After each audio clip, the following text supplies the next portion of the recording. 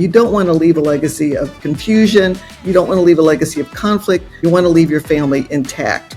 Many of us are uncomfortable talking about death with our families or with attorneys. It's that discomfort. We don't like to tell our families that we're going to die. We don't like to think about a time after we die. And we have to get over that discomfort. So it's procrastination, expense, discomfort, I think are the main barriers. Just think of it as your legacy of love. That's what end of life planning is. It's a legacy of love, and understand that. I think that's the most important thing you can do. On today's Legally Speaking podcast, I'm delighted to be joined by the wonderful Dr. Kimberly Harms. Dr. Harms is an international speaker with 30 years of dental, grief, conflict, and transition management experience. She is an award-winning, best-selling author, was the first woman president of the Minnesota Dental Association, and has served as the national spokesperson for the American Dental Association for 21 years. Dr. Harms is passionate about challenging societal norms surrounding death and end-of-life planning. So, a very big warm welcome to the show, Kim. Thank you. Thank you so much, Rob. It's an absolute pleasure to have you on the show. And before we dive into all the amazing work that you're doing, we do have a customary icebreaker question here on the Legally Speaking podcast, which is, on the scale of 1 to 10, 10 being very real, what would you rate the hit TV series Suits in terms of its reality of the law, if you've seen it? Well, I've only seen it once or twice, and all I really know about it is that my daughters, who are both attorneys, love it. And there are very attractive people. So I think that when it comes to just basic attractiveness of the people, probably not in the realm of reality. But I really can't speak about the legal things, but I would ask my daughters. They love the show, so I could ask them. There you go. Fair comment. And with that, we'll give it an informal 0 and move swiftly on to talk more about you and your journey. So to begin with, you mind telling our listeners a bit about your background and career journey? Yes. Well, technically I'm a dentist. I practiced dentistry for 30 years. I was a national spokesperson for the American Dental Association. I was president of the first woman president of the Minnesota Dental Association. So I've been very active in dentistry. I have my personal life. I've lost my mother and son to suicide, also my nephew, and I lost my husband. So I'm a widow. And what's happened now, I also lost my ability to practice because I have thalidomide has affected one hand, and my good hand went out after 30 years of practice. I had nerve damage in it, so I had to stop practicing. And so I've had to re-identify myself many times. Now that I'm a widow, but all alone, I've got to look at the next chapter. I'm sitting here between menopause and death, and I've got to figure out what to do during this time. So I started writing books about navigating life as a widow, but also about what we need to do to graduate from life with honors. I see, death is on one side of that continuum, and I really work with people to help them redefine death. What is death? I think it's graduating. We're graduating a life, right? And prepare for it. So living well now so that you can die with honors and have your family emotionally healthy when you go. And thank you for sharing that and giving us a really good, rich overview. And, I really admire everything that you've done. And I just want to kind of go back to your career as a dentist, because you spent, as you said, 30 years, practicing, servicing as the national spokesperson for the American Dental Association for 21 years. So Tell us more about that, and how did your sort of career get started as a dentist to where it's obviously gone to today? Well, the reason I became a spokesperson and also president is that I have also a public health background. I was commissioned the National Health Service. And so we, because I had a public health background, legislative issues that occur many times are done in public health speak. Public health and private health are very different. So I could speak both languages, basically, and that's kind of what brought me to become a national spokesperson. But what it also taught me is how to deal with a crisis situation. When a crisis was occurring, especially around the AIDS epidemic in the 1980s, there was really a crisis about how do we treat AIDS patients? Can we treat them safely? Can they come to the dentist safely? All those issues helped me to learn how to deal with a crisis and how to learn how to manage an issue that was difficult or controversial. And so it was really a great opportunity for me to learn those things. And I use that in my family life as well. You have to remain calm in the front, in the face of adversity. If someone's trying to, get to trip you up, you have to remain calm, which also works with clients, your lawyers that are audience, but with your family as well. My my kids often tell me that they hated it when I would answer their accusations, or when they were teenagers and they were getting a little bit upset with me, I could stay calm. So I think that was probably the best thing I learned from my time as a spokesperson. Thank you for sharing that, Kim. And I guess as an end-of-life planning expert, you really do help people understand the importance of showing love to their families by setting them up with, obviously, a legacy plan. So Yes. could you explain to our listeners what end-of-life planning and legacy planning actually is? Yes, I focus on building emotional wealth and the emotional legacy that you leave behind. And I think there are 4 steps to that. The first one is you got to have get your affairs in order. You got to have all your documents in one place, so your family's not, when they're going through the grief of your loss, they don't have to go and find all your documents or no documents. Get them all in order in one place. Everything I have, my titles of my car, my will, everything is in one binder so that they can find it. That prevents a lot of stress afterwards. Also, a lot of conflict. 50% of people go through conflicts around a death, and it might just be, did they die in a hospital or hospice? So get your affairs in order, have your healthcare directive there, have everything in one place. That's a first step. Second one is get your legacy organized. What is the legacy you're going to leave behind? Everyone can leave love. People need to feel loved. They need to feel accepted. Your family needs to know you're proud of them. In my case, because of the suicides, resilience is a big legacy I want to leave behind to my children and my grandchildren. How do you get through tough times? So define your legacy and take steps to leave a good legacy behind. Number 3 is talk about what happens after you die. Have a discussion with your family. They need to know that they're going to grieve. Grieve is normal, but they're going to survive it, and that you want them to live their life fully, and you want them to be happy when after you die. You want them to live a full life and to flourish. And then the last thing is get your emotional affairs in order. Forgive now, reconcile while you can, and apologize if you need to. Get those things in order now. It's important to do it now. And I think when you do those things, you have a great chance of leaving your family with a solid emotional legacy, because the important thing is that your family stays together after you die. You don't want to leave a legacy of confusion. You don't want to leave a legacy of conflict. You want to leave your family intact. And that's what an emotional legacy is. Yeah, and I really sort of resonate with that. And, I feel like particularly people in busy professions such as the law that are obviously so busy going out there, doing everything, actually having these affairs in order and ensuring, like you say, it's as smooth as possible, probably not the right words that I'm saying, I think is really important. So, and that's why we were really keen to hold the conversation today, given obviously you've had so many life experiences and doing so much to help people so they can ultimately, hopefully, deliver that legacy, which, to me is very important. So let's talk about the, experiencing of loss. You've been open about the losses you've experienced. How did your own experience shape your approach to end of life planning? Well, I've been down in the bottom of that grief pit, just kind of sucking up the mud. And I had something happen to me that, especially after the death of our son was a brilliant engineering student at Columbia. He was on top of the world. He was a jazz pianist, was in the jazz program there. He'd been elected to student government. Everything was going his way. And he was on top of the world when he came home for Christmas. And then he went back to school, and his girlfriend broke up with him, and he was gone at 45 minutes. That impulsive 19-year-old brain just, broke.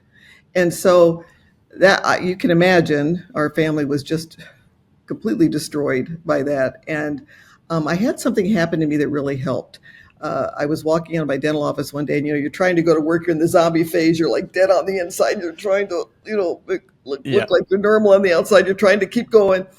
And my husband's cousin came up to me, and he was wagging his finger, and he came up to me and he wagged his finger in my face, and he said, "Don't you ever let your remaining children feel that they are not enough. Don't you do that to them." And that made me realize that I wasn't in that pit by myself. When I was in that pit, I was dragging everyone down with me. And getting over grief, processing the grief is a very, very difficult thing. It sometimes takes years, but I was determined at that point that I was going to fight and kick and scream and claw my way out of that pit.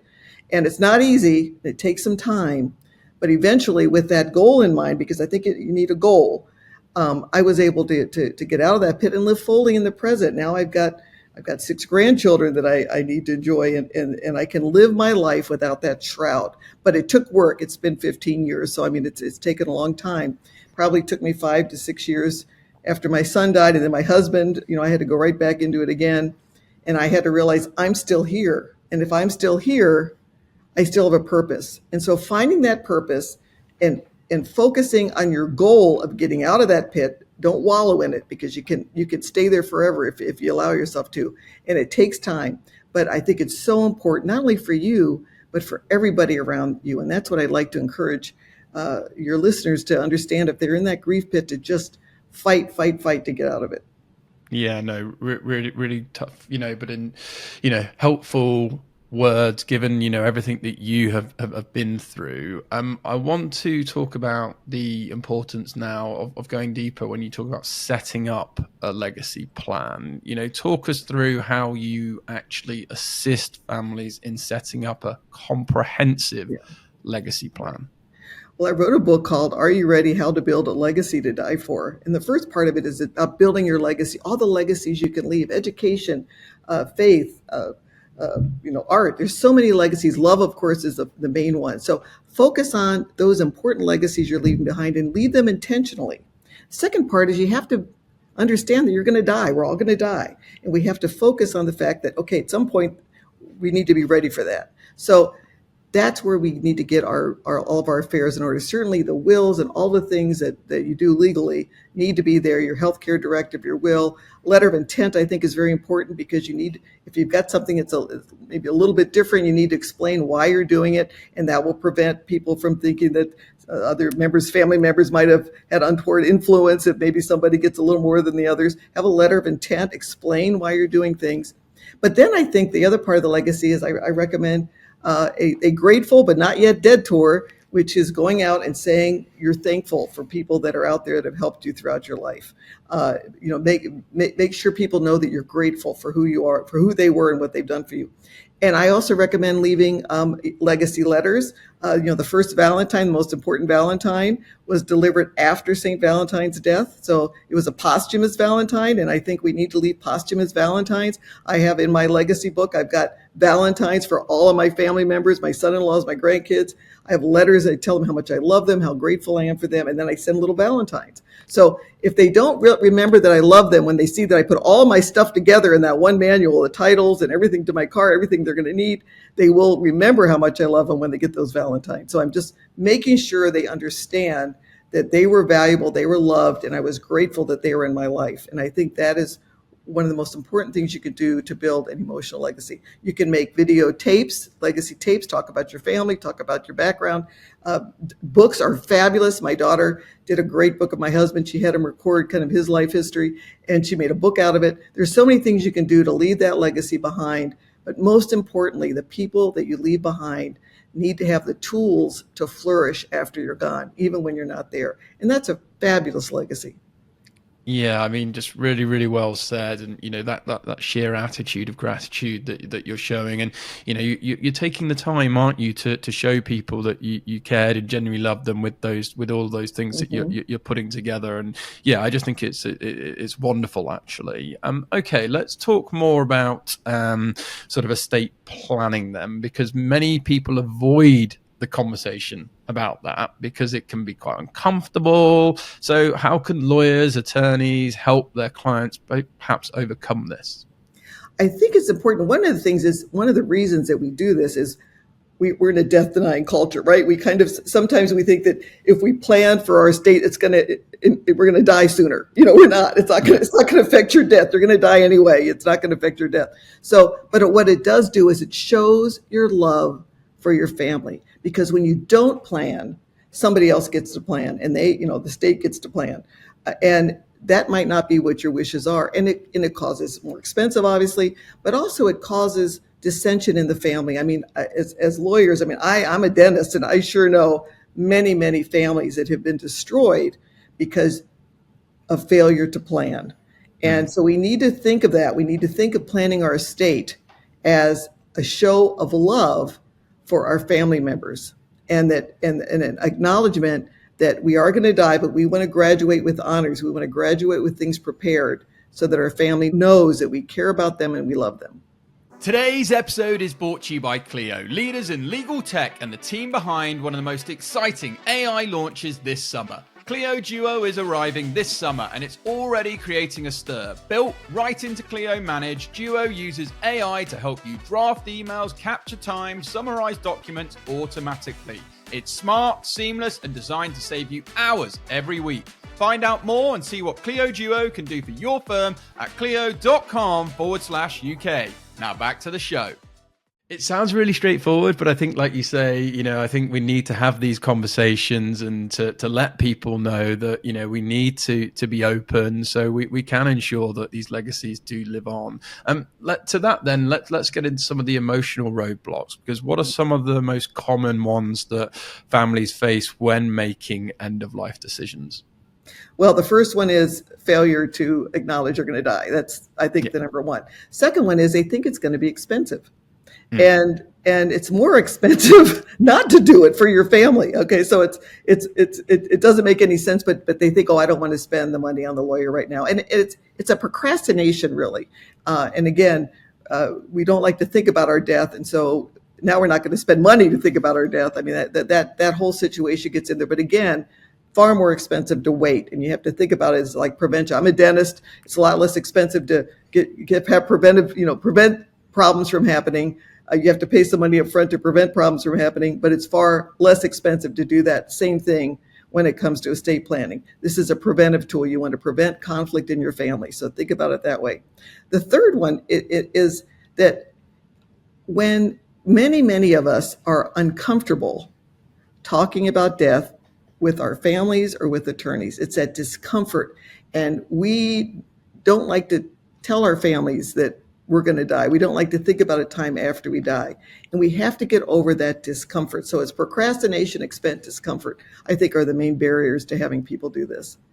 Yeah, no, and again, it all makes perfect sense, doesn't it? It's and that's why sort of educating and hopefully changing the narrative with all the work that you're doing will help. And I guess to that end, then, how can lawyers guide families through the emotional aspect of estate planning to ensure harmony and unity during these challenging times? Because as you've said, you've seen this has broken up lots of families.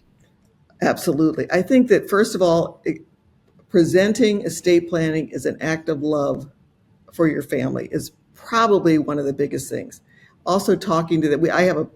I'm hosting a podcast called Rethinking Death.Life, that we have to think about our death. We have to come to terms with our death. That's a tough one for lawyers to talk about. It's tough for doctors. We have podcasts about doctors who can't talk about death. So it's really hard for lawyers to talk about it. But I think if they position it as an act of love for their families and a way to prevent confusion and conflict, because for me, I've got two surviving daughters, and the worst thing for me would be for them to have a conflict over my estate. I mean, to fight because they didn't get grandma's pie pan or whatever. I mean, they fight over the most ridiculous things. But again, that combination of grief that they're already going through and conflict is a bad one. So let's take care of that now. Let's have the discussion now before the grief. Let's prepare your families now before you die, because it is an act of love for your families. Yeah, I love the way that you frame that. And I guess, a big part of this must also be emotional intelligence. So, how can lawyers, who often perhaps focus on the technical and legal aspects of estate planning, you advocate for a more compassionate approach. So how can lawyers incorporate emotional intelligence into their practice? I think to understand the discomfort and to present, I think that when you present it as legacy planning rather than estate, I think legacy has a different term. And also to change the word legacy to that emotional part. Let them know it's not just the money, it's the emotional legacy. And if you can work the emotional part into the estate planning part when you're giving, for instance, when you're giving presentations. I've been, some presentations made by attorneys about estate planning, and they basically just talk about the money many times, the ones that I've been to. So I'm sure there's many out there that are doing this emotional work now, but the ones that I've been to, it's all about the money, right? Yeah. And that is important. But many people my age think, well, I'm going to leave them money. They can manage it. I'm just going to leave them the money. They can work it all out later. And they're not thinking that that's a difficult thing to do and might cause conflict. So I think bringing up, when they're making the presentations, the estate planning presentations, bringing up the emotional component and the love that they're showing to their family as part of that estate planning presentation, and then talk about leaving a legacy, for instance, the legacy letters, the legacy videos. I mean, kind of incorporate that touchy-feely stuff into their estate planning presentations, and I think you'll get a lot more people in there. And there are many, many books out there that will help with that. Yeah, no, absolutely. And I guess we should talk about your book then on that note. Are You Ready? How to Build a Legacy to Die For was a #1 bestseller on Amazon. Love it. Yep, love it. And Barnes and Noble. So it was also named one of the most inspirational books for 2024 by Pacific Book Awards. So what do you hope for readers to learn from diving into your book? My mission as a widowed, survivor, losing a son, losing mother, with all the things I've been through, my mission is for people to understand that everything that we go through is completely useless unless we can pass on what we've learned. And so I'd like for people to quantify in their brains all the things that they've learned in their life and find ways to subtly pass that on to the next generation, because we can help make, as one generation, we can help make the other generation stronger. And so doing, the first part of the book is on building legacies. There's 15 different legacies, lots of stories, people from many cultures. My favorite is Rwanda. When you talk about resilience, I have 65 libraries in Rwanda, and they are the resilience and forgiveness experts. The second part is on death and dying. We need to come to terms with death is something that's going to happen to all of us. We can't escape it. And let's come to terms with it. Let's think of it as a graduation. We talk about how people perceive death, and it's very different across the world. And then the last part is that list, everything you need to know, the list of all the things you need to get together, to put together in that legacy binder, including legacy letters, legacy love letters, along with the titles of your car and your healthcare directive and all of those things. So it's a comprehensive book on what we need to do before we die. Yeah, no, and I'd highly recommend folks go and check that out. And you touched on it there, but I want to talk a little bit more about the libraries, because you have co-founded 65, I think, Eric Harms Memorial Libraries throughout Rwanda. So, how did the initiative come about, and what impact has it had? Oh my gosh. When I was a grief counselor, and one of the things I learned during that time is it's called Worden's tasks of mourning. So when you're going through grief, the things you need to do to get through the grief, and I have that in the book to include in some of the letters to help people get through grief. The first one is accepting the loss. So accepting when my son died, very, very difficult thing. Secondly is processing the grief, which can take a long time. Everyone's different with that. Third one is coming to terms with your new reality. And then the last one is where the libraries come in, and that is finding a spot, finding a way to honor that loved one in your heart. Now, I'm a little bit of an overachiever. You don't have to do 65 libraries in Rwanda. You could just come to terms in your own heart. You don't need a bench. You just need to come to terms. But that has really helped me to come to terms with the death of my son and now my husband. My son loved libraries. He was a Latin scholar. He just loved classical literature. And I had a friend who was on the board of Books for Africa. And after Eric died, she said, why don't we do a library, in a memorial library in Rwanda? Because Rwanda is the symbol to me of resilience and forgiveness. When you take a look at the genocide, they're just the most amazing people and the best grief counselors in the world. Because we started doing libraries in Rwanda. We started with 7, and now we have 65, including 4 law libraries, comprehensive law libraries donated by Thomson Reuters for the lawyers in Rwanda. And if any of your listeners are attached to any African countries, you can get a donated law library donated to that country for a minimal amount of money. It's just amazing that Thomson Reuters does this. And it really gave me, first of all, they're the best grief counselors. They embraced me over my grief, yet they had lost their entire families. I have a group of women who were intentionally, infected with AIDS, during the genocide, and some of them even had children. You can imagine the horror that these people went through. Yet they have learned to forgive, to reconcile, because they wanted their children to have a better life than them. And so these 65 libraries are serving, 350,000 books all over the country and computers. And it is a joy of my life to be able to go there and visit these libraries and visit the people that it's impacted. And I feel then that, it's my son's legacy. And it gives me great joy to provide a legacy for him. Yeah, no, absolutely. And, the work you're doing is incredible. And I guess given your background in dentistry and leadership, how have you found any connections between healthcare, legal planning, and end of life discussions? Well, I think they coincide, especially as we get older. Doctors don't like to talk about death. In fact, in my husband's case, he was in the hospital, but he wasn't getting better. He wanted to die at home, but I was thinking, well, you're going to get better if you're in the hospital. But no, he wanted to die at home. And so we had that discussion. We had the talk about hospice. Hospice is so important. And I think the best thing you can do in the legal profession is to encourage getting that healthcare directive done so that you have control over how you die. And then when you do that, you prevent the conflict that many times occurs in families because you allow someone either to die at home or to die in the hospital. For instance, in my husband's case, he did not want to go back to the hospital. He did not want to get intubated. He might have lived another week or two if he'd been intubated, but he didn't want that. And when that discussion came about in my family, we just said, this is Jim's decision. He has a healthcare directive. This is what he wants. If you don't have that in place, then there might be questions or arguments within your family, and you might be accused of, killing grandma because, you brought her home instead of the hospital when that's what she wanted. So I think the best thing the legal profession can do is to really help their clients have those end of life directions, completed so that your family will have less conflict over your death.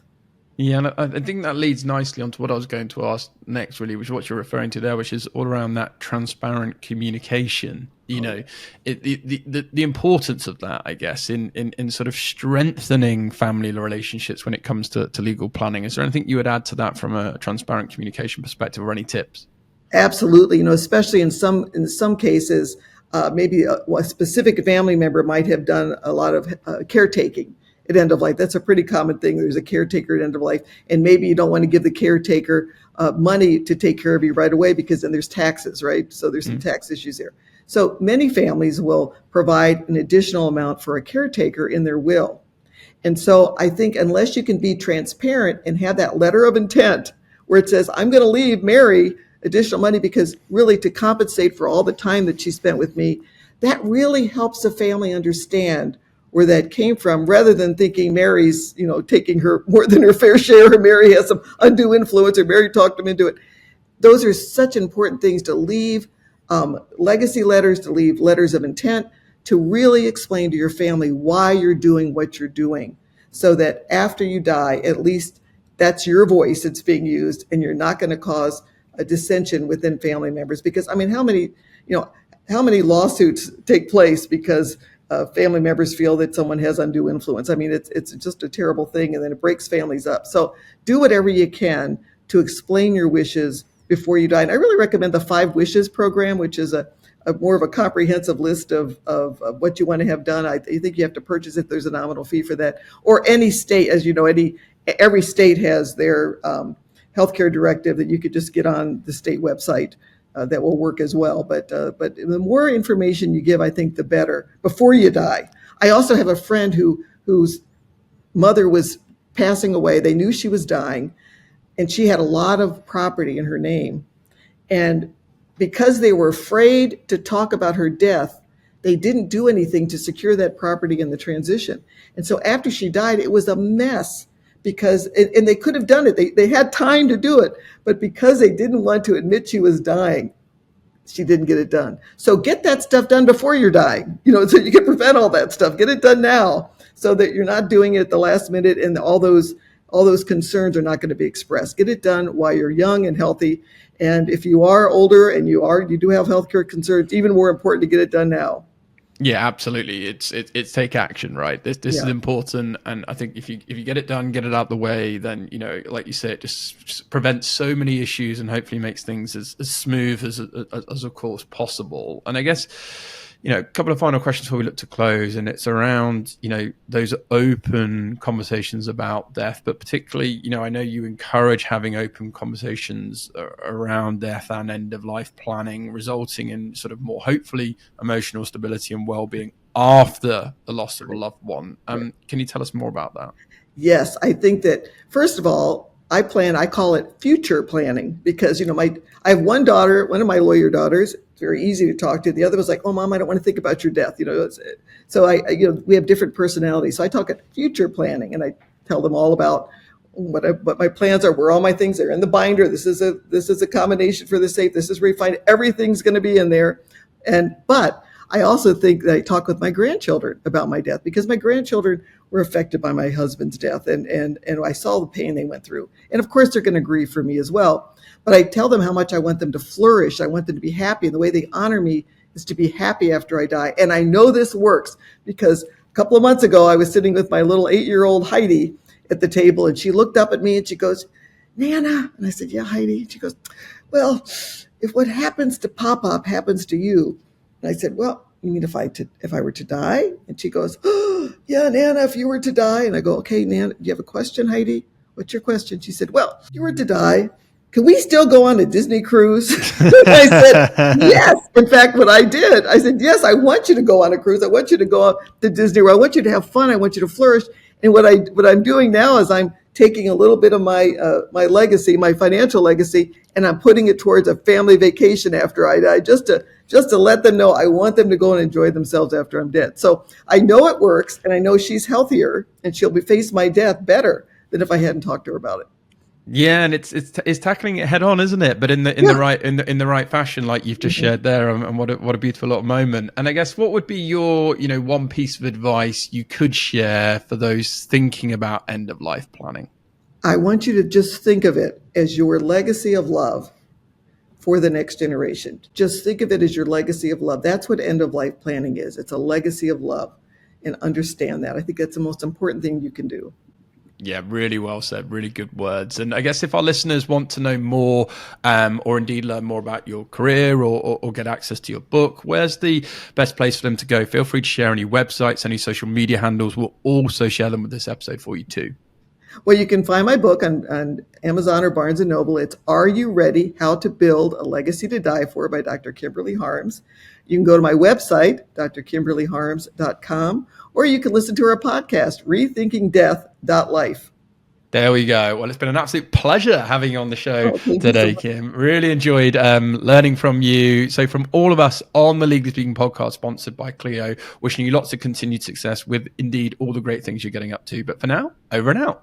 Thank you for listening to this week's episode. If you like the content here, why not check out our world-leading content and collaboration hub, the Legally Speaking Club, over on Discord. Go to our website, www.legallyspeakingpodcast.com, for the link to join our community there. Over and out.